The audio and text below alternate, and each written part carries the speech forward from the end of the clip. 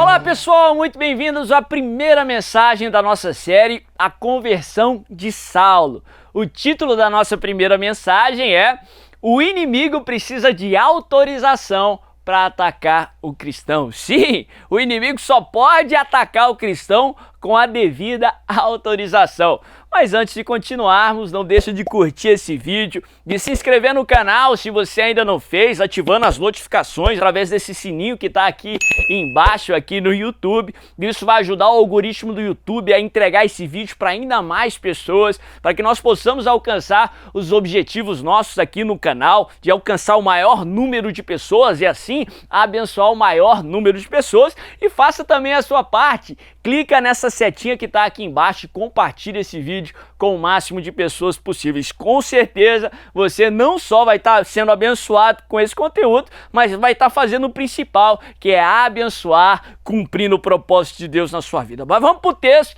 que nós vamos estar estudando durante essa série de 5 mensagens que com certeza vai abençoar a tua vida. Está lá no livro de Atos, no capítulo 9, a partir do verso 1. A Bíblia diz assim: Enquanto isso, Saulo ainda respirava ameaças de morte contra os discípulos do Senhor. Dirigindo-se ao sumo sacerdote, pediu-lhe cartas para as sinagogas de Damasco, de maneira que, caso encontrasse ali homens ou mulheres que pertencessem ao caminho, pudesse levá-los presos para Jerusalém. Em sua viagem, quando se aproximava de Damasco, de repente brilhou ao seu redor uma luz vinda do céu. Ele caiu por terra e ouviu uma voz que lhe dizia: Saulo, Saulo, por que você me persegue? Saulo perguntou: Quem és tu, Senhor? Ele respondeu: Eu sou Jesus, a quem você persegue. Levante-se, entre na cidade, alguém dirá o que você deve fazer.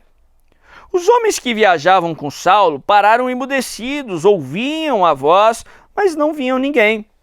Saulo levantou-se do chão e, abrindo os olhos, não conseguia ver nada.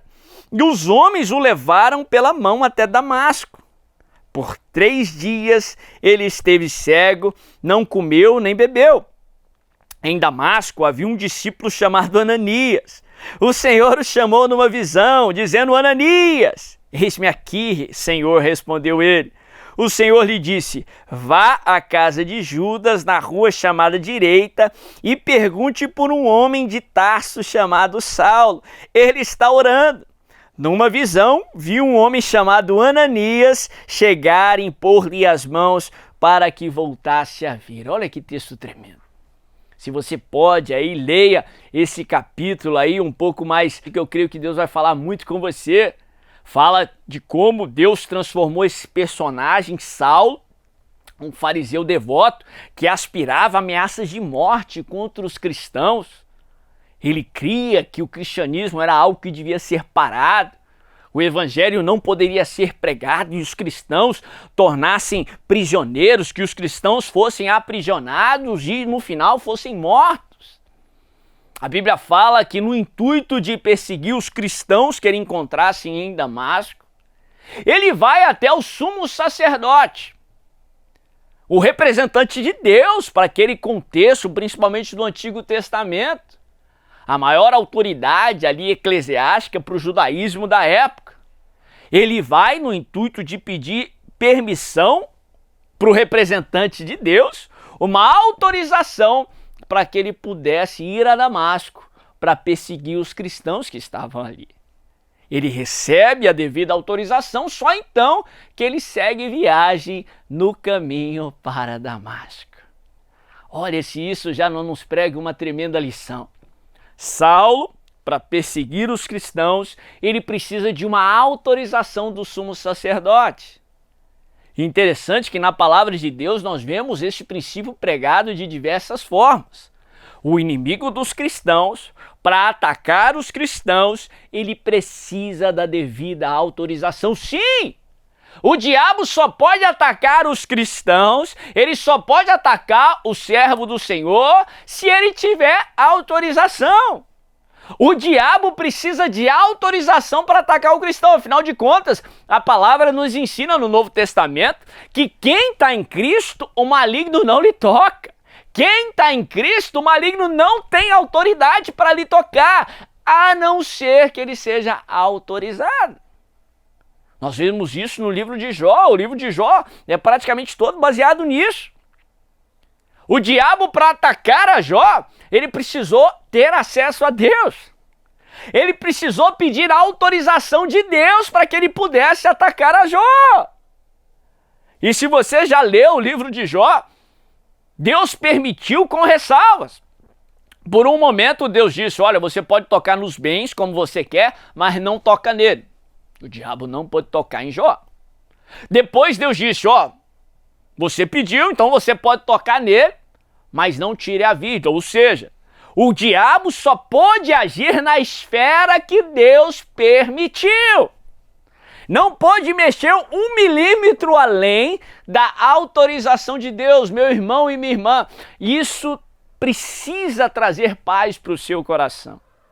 Isso tem que ser uma tremenda ferramenta para que você possa vencer o medo.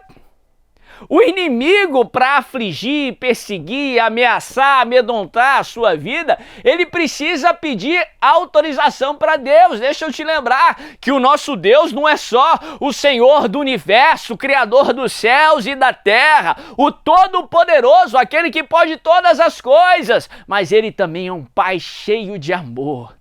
Perfeito, que te ama com amor sem igual e incondicional, que tem e quer o melhor para a sua vida.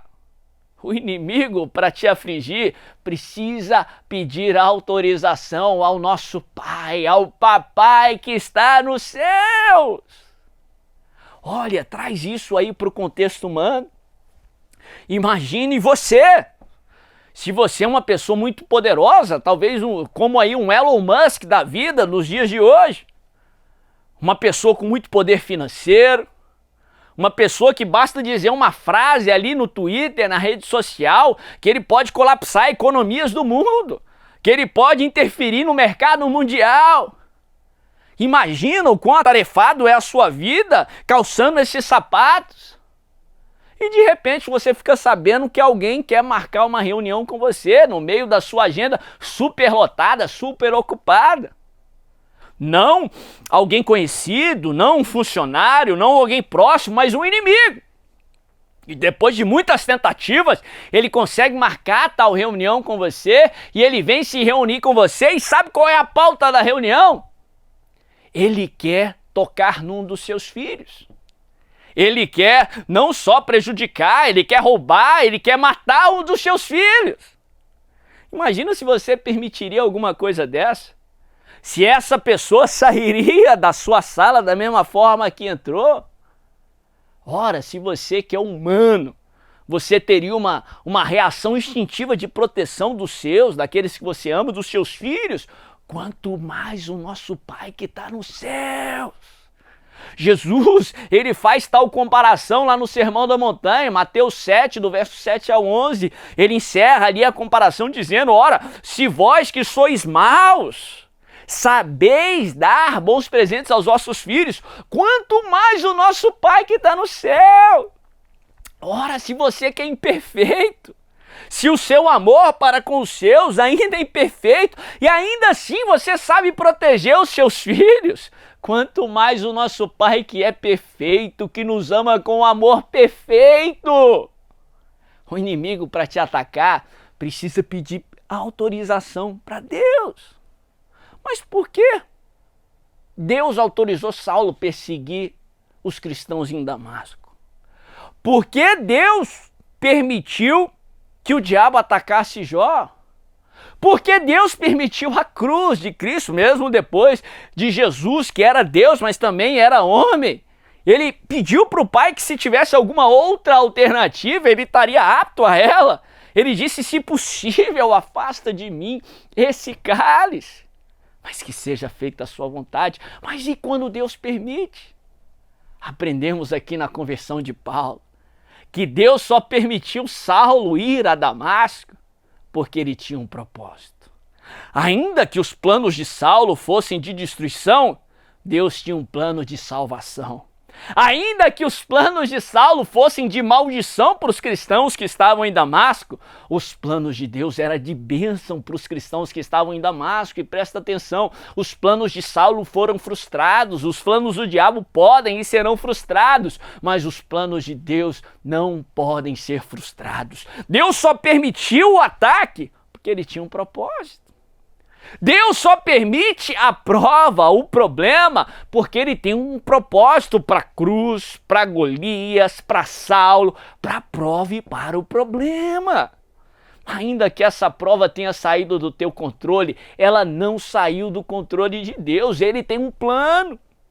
Um problema não acontece simplesmente com um cristão, mas acontece para um cristão porque Deus tem um propósito. E se Deus tem um propósito, isso tem que trazer paz para o teu coração, isso tem que edificar a tua fé, porque a Bíblia nos ensina que os planos do Senhor são sempre de paz e nunca de mal. Jeremias 29:11 nos ensina que os planos do Senhor são para nos fazer prosperar. Até quando os planos do Senhor incluem uma cruz, um Golias e um Saulo ou um problema.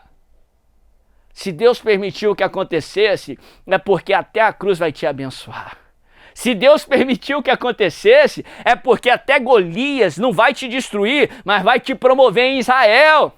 A cruz não vai acabar com a humanidade, mas vai redimir a humanidade. Saulo não vai destruir os cristãos, mas vai se tornar um grande apóstolo para os cristãos, para os gentios, que irá abençoar não só os cristãos em Damasco, mas vai expandir o evangelho em todo o mundo. Se Deus permitiu que você enfrentasse uma vergonha, Isaías 61:7 nos ensina, é porque ele projetou dupla honra para a tua vida. Se ele permitiu que a maldição batesse na tua porta, que Saulo viesse contra a tua vida, é porque Deus vai transformar Saulo num grande apóstolo. Deus vai transformar até a maldição em bênção. Sim, o inimigo só pode te atacar com a autorização de Deus. E se Deus disser sim, é porque ele tem um plano até para o ataque que o inimigo projetou contra a tua vida. Ele pode vir por um caminho, mas o que Deus vai fazer na tua vida vai ser tão poderoso. Através dessa situação, o inimigo vai fugir desesperado por 7 caminhos. A arma da maldição não vai prosperar, pelo contrário, Deus vai transformar a maldição em bênção. Saulo vai virar um grande apóstolo para os cristãos, para os gentios, em o nome de Jesus. Se essa mensagem falou com você, não deixe de curtir esse vídeo, de se inscrever no canal se você ainda não fez, ativando as notificações. Compartilhe esse vídeo com o máximo de pessoas possíveis para que eles possam ter a sua fé edificada em o nome de Jesus. Que Deus te abençoe.